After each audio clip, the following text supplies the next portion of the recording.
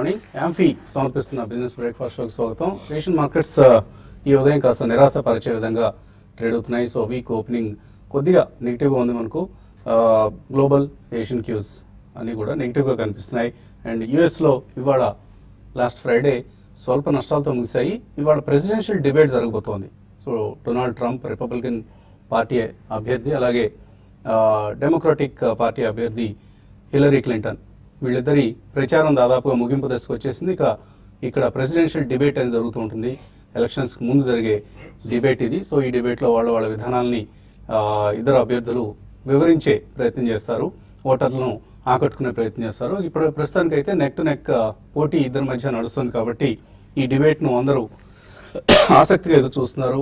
ఎలా ఓటర్స్ను ఆకట్టుకునే విధంగా వాళ్ళు ప్రసంగిస్తారనే అంశాన్ని, ఎలా ఒకరిపై ఒకరు విమర్శనాస్త్రాలు సంధిస్తారని, ఇటువంటి అంశాలన్నింటినీ యుఎస్ కాదు అక్రాస్ ది గ్లోబ్ అందరూ ఆసక్తిగా ఎదురు చూస్తున్న సమయం ఇది. మన మార్కెట్స్ విషయానికి వస్తే స్లైట్లీ నెగిటివ్ ఓపెనింగ్ కోసం మార్కెట్స్ సిద్ధమవుతున్నాయి. అండ్ ఈ వీక్ అంటే కూడా next week is going to be an interesting week. ఎందుకంటే ఈ వీక్లో F&O ఎక్స్పైరీ ఉంది వచ్చే గురువారం. అలాగే 4th అక్టోబర్లో మనకు ఆర్బీఐ గవర్నర్, కొత్త గవర్నర్ ఉర్జిత్ పటేల్ సారథ్యంలో మానిటరీ పాలసీ రివ్యూ జరగబోతోంది. సో రేట్ కట్ కోసం మార్కెట్స్ ఎదురు చూస్తున్నాయి. అయితే ఇవాళ బిజినెస్ స్టాండర్డ్లో ఒక ఆసక్తికరమైన వార్త, అందరూ రేట్ కట్ ఉంటుందని ఊహిస్తున్న తరుణంలో RBI May pass this time but rate cut likely in December అంటూ బిజినెస్ స్టాండర్డ్లో వార్త వచ్చింది. ఒకవేళ ఇదే కనుక నిజంగానే జరిగితే, ఎందుకంటే బిజినెస్ స్టాండర్డ్ నార్మల్గా స్పెక్యులేటివ్ వార్తలు వేయదు, దేర్ మస్ట్ బి సంథింగ్ వాళ్ళకి తెలిసిన సమాచారం ఉండొచ్చు.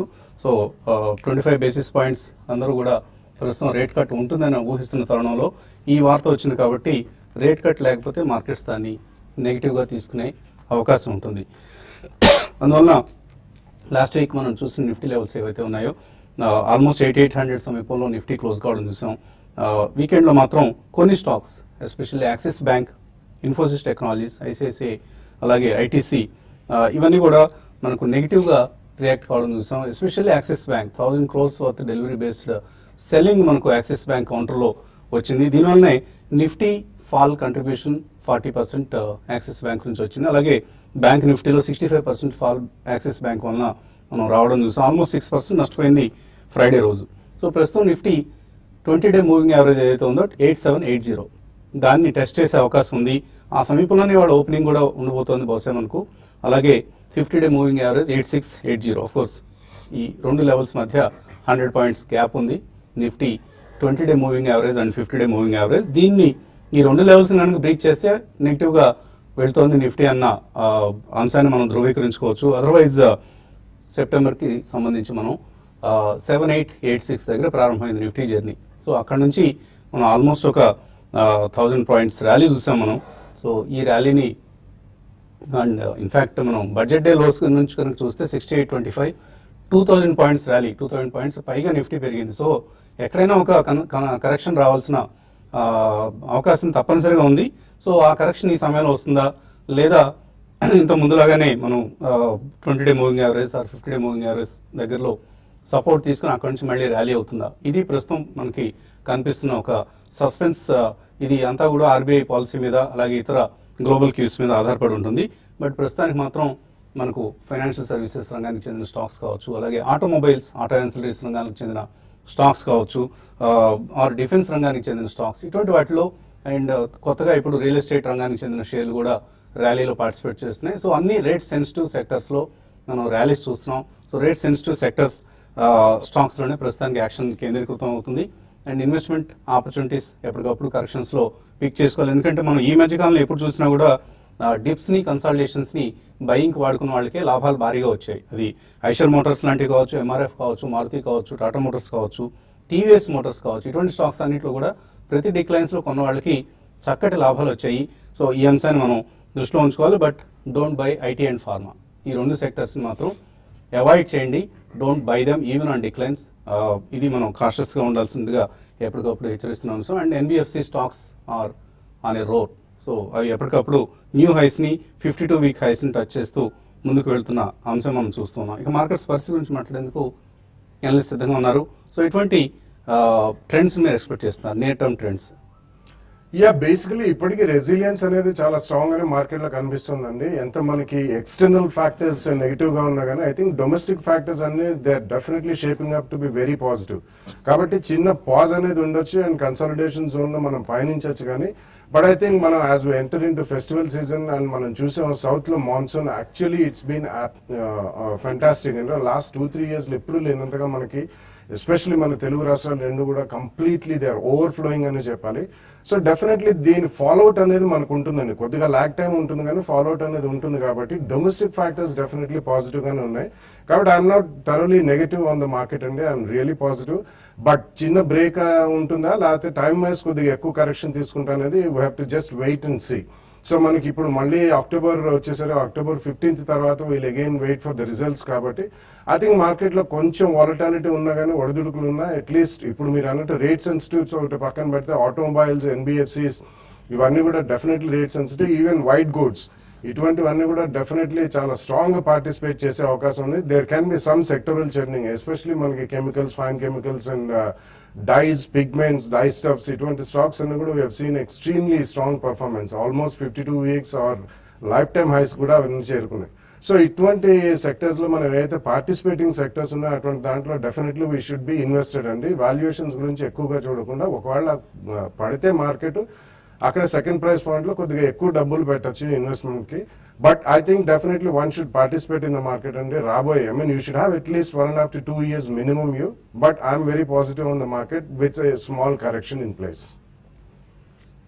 సో కరెక్షన్స్ చోటు చేసుకుంటున్నాయి మార్కెట్స్ లో. టెక్నికల్స్ ఏం చెప్తున్నాయి? ఐ థింక్ చార్ట్ ప్యాటర్న్ చూస్తే కనుక ప్రాబ్లీ వీక్లీ చార్ట్ లో మనకి ఆల్మోస్ట్ 3 weeks కిందే ఒక బేరిష్ క్యాండిల్ రావడం చూసామండి. ఇన్వర్టెడ్ హ్యామర్ ఫార్మేషన్ మనం చూసాం. సో ప్రాబ్లీ ఆ హ్యామర్ హై ఏదైతే ఉందో దాని అబోయ్ మళ్ళీ ఫ్రెష్ లాంగ్స్ అనేది మనం క్రియేట్ అవడం చూస్తాం మార్కెట్ లో, which is 8968. So 8968 and 8848 probably candle మొత్తం మనకు ఒక రెసిస్టెన్స్ జోన్ గా ఉంటుంది. ఆల్మోస్ట్ లాస్ట్ వీక్ కూడా మనం అదే చూసాం with about 50 points aberration. So ఈ నేపథ్యంలో ప్రాబ్లీ ఐ థింక్ మనకి బుల్ ట్రెండ్ అనేది ప్రాబ్లీ షార్ట్ టర్మ్ కోసం హాల్ట్ అయిందని చెప్పొచ్చు, maybe weeks time or maybe 2 weeks time కోసం. సో డెఫినెట్లీ ఒక రేంజ్ అనేది మనకి ఫామ్ అవుతుంది చూస్తున్నాం నిఫ్టీలో. అండ్ ఈ రేంజ్ అనేది ప్రాబ్లీ ఒక టైం కరెక్షన్ మనకి ఎక్కువ ఉండే ఛాన్స్ ఉంది more than price correction.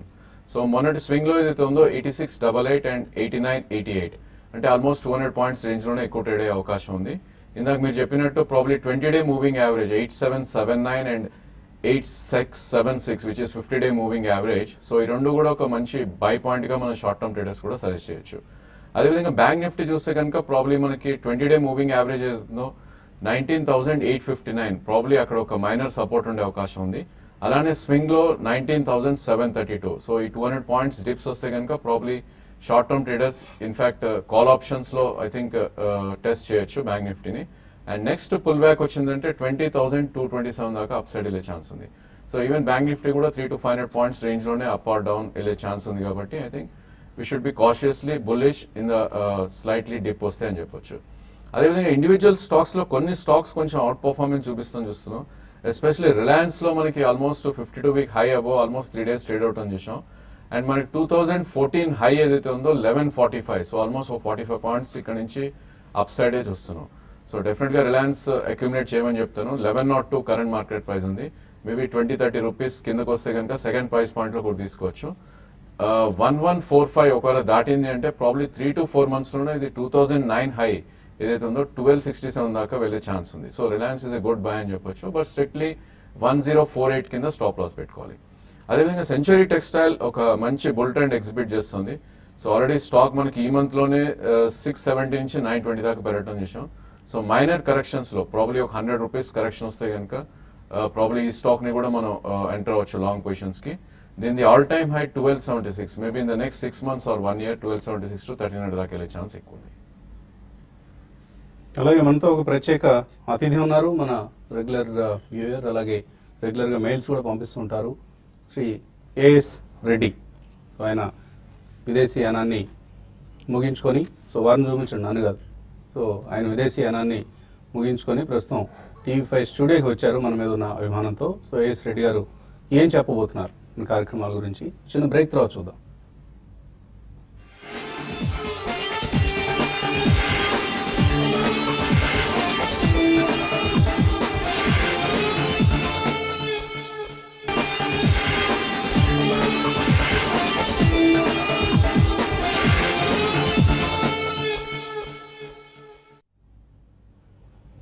Amphi సమర్పిస్తున్న బిజినెస్ బ్రేక్ఫాస్ట్ షోకి తిరిగి స్వాగతం. ప్రస్తుతం ఎస్టెక్స్, నిఫ్టీ అలాగే ఏషియన్ మార్కెట్స్ ట్రెండ్స్ని బట్టి చూస్తే మార్కెట్స్ స్వల్ప నష్టాలతో ప్రారంభమయ్యే అవకాశాలు కనిపిస్తున్నాయి. అలాగే మన స్టూడియోలో ఏఎస్ రెడ్డి, రెడ్డి సుధాకర్ రెడ్డి గారు ఉన్నారు. వారు మన కార్యక్రమాన్ని రెగ్యులర్గా వీక్షిస్తూ ఉంటారు. ఇటీవలే విదేశాల నుంచి తిరిగి వచ్చి వెంటనే మన కార్యక్రమాల పట్ల ఉన్న అభిమానంతో స్టూడియోకి వచ్చారు. మనతో కాసేపు ఈ షోలో పార్టిసిపేట్ చేశాను. సో వెల్కమ్ సుధాకర్ రెడ్డి గారు. సో ఏంటి టీవీ5 బిజినెస్ బ్రేక్ఫాస్ట్ రెగ్యులర్గా చూస్తూ ఉంటారు మీరు? కంపల్సరీ అది. ఓకే. సో ఏంటి మీ వ్యాపకం ఏంటి అసలు? ఇంతకుముందు ఉపాధ్యాయులు చెప్పారు. సర్వశిశు మందులో కొంతకాలం వేరే స్కూల్లో, ఫస్ట్ వేరే స్కూల్లో, తర్వాత సర్వశిశు మందులో చేశాను. ఓకే. ఆ తర్వాత యాక్సిడెంటల్గా దీంట్లోకి వచ్చాను. యాక్సిడెంటల్గా స్టాక్ మార్కెట్స్లో ఇది హర్షద్ మెహతా పీరియడ్లో ఓకే. మేము కరీంనగర్లో ఉండేవాళ్ళం. అప్పుడు మా ఇంటి పక్కకు ఒక ఆయన ఈ ఫిజికల్ సర్టిఫికేట్ తీసుకుంటే ఇంటికి తిరుగుకుంటే వాళ్ళు ఇంట్రెస్ట్ ఉన్నదని దాని మీద చేసేవాడు. నన్ను ఆ రెడ్ షాప్ తీసుకొని నువ్వు కూడా బాగుంటది అని అంటే అప్పుడు ఏది యూటీఐ ఏదో షేర్స్, మాస్టర్ షేర్స్ ఓకే 20,000 సరేలే అమ్మాయి ఉంది పెళ్లికి అట్లా పెట్టేద్దామని చెప్పి 20,000 ఇచ్చేసా. 20,000 ఇచ్చిన తర్వాత 15 డేస్కి మీది బాగా పెరిగిపోయినాయి, డబుల్ అయినాయి, మరి అమ్మేసుకుంటారా అన్నాడు. 15 డేస్కే అది ఇక స్టార్ట్ అయింది అది. ఓకే. సరే నేను 40,000 కదా మళ్ళీ ఇట్లా ఉండదో ఏందో అనేది భయం మీద ఆయన తీసేసుకున్నాను. తర్వాత మళ్ళీ ఏమైనా పెట్టండి అని అంటే మళ్ళీ ఒక 20,000 ఇచ్చాను. నా ప్రిన్సిపల్ అమౌంట్ అక్కడ పెట్టేసుకొని ప్రాఫిట్ ను ఇచ్చేసా. అదొక నెల రోజులకి 30,000 అయింది. ఓకే. టోటల్ 50,000 అయింది. దాన్ని ఫిక్స్డ్ చేసేసా అమ్మాయి పేరు మీద, పెళ్లికి ఉందనే దాని మీద. ఎందుకు చేశాను మళ్ళీ పెట్టాలనిపించింది, కానీ అప్పుడే ఇది పేపర్లో పెద్ద బ్యానర్ ఐటమ్ వచ్చేసింది, హర్షద్ మెహతా మొత్తం మోసం చేసేసిండు, ఇది కొలాప్స్ అనే దాని మీద. అన్నయ్య తర్వాత అవద్దు, మనకు అవగాహన లేదు, ఇప్పుడు చాలు, ఇది తృప్తి పడాలి. ఎక్కువ ఆశపడితే, ఎక్కువ ఆశపడ్డ మొగోడు కానీ ఎక్కువ ఆశపడేది ఆడది కానీ ఎక్కడ సుఖపడ్డట్టు లేదనేది గుర్తుకొచ్చేసి ఓకే. అంటే రజనీకాంత్ సినిమా రాకముందే మీరు గుర్తించారు. ఓకే. పెట్టేశా, ఫిక్స్డ్ చేసేసాను. ఆ తర్వాత హైదరాబాద్ షిఫ్ట్ అయ్యాము. ఒక సిఐ ఉండే, ఇప్పుడు డిఎస్పీ అయింది ఆయన. ఆయన గ్రీన్ కార్డ్ హోల్డర్. అక్కడ ఏం చేస్తావు ఇక్కడ, నేను హాయిగా నేను స్పాన్సర్ చేస్తాను, స్పాన్సర్ చేసిండు ఆయన. అమెరికా వెళ్ళిపోయాను. చికాగోలో 3 years ఉన్నాను. పర్వాలేదు, బాగానే వచ్చి ఇల్లు కొనుక్కున్నాం ఇక్కడ కూకట్పల్లిలో. సో బాగానే సెటిల్ అయ్యారు. మార్కెట్స్లో ఎంత మాత్రం సంపాదించారు? మార్కెట్లో ఇక అదే చెప్పుతున్నా. ఆ తర్వాత వచ్చినది ఏం ఖాళీగా ఉన్నాం, ఏం చేస్తే అక్కడికి వస్తే మనకి ఇది కొంచెం అనుభవం ఉంది కదా అని ఒక 50,000తో స్టార్ట్ చేశానండి.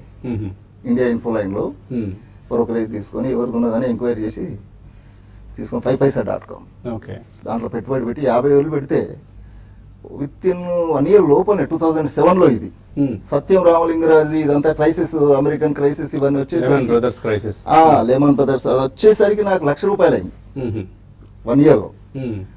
అయిన తర్వాత మా బంధువులు కొందరు తీసుకొచ్చి పెట్టిండు, అన్న మాయి కూడా పెట్టు అని చెప్పి వాళ్ళైనా అందరు పెట్టేసి అప్పుడే మేము ఒంగోలు నుంచి మా అమ్మాయిని చేసుకున్నాం. వాళ్ళు సంక్రాంతి బాగా చేస్తారు, మా దగ్గర దసరా చేసినట్టు తెలంగాణలో వాళ్ళు సంక్రాంతి బాగా చేస్తారు.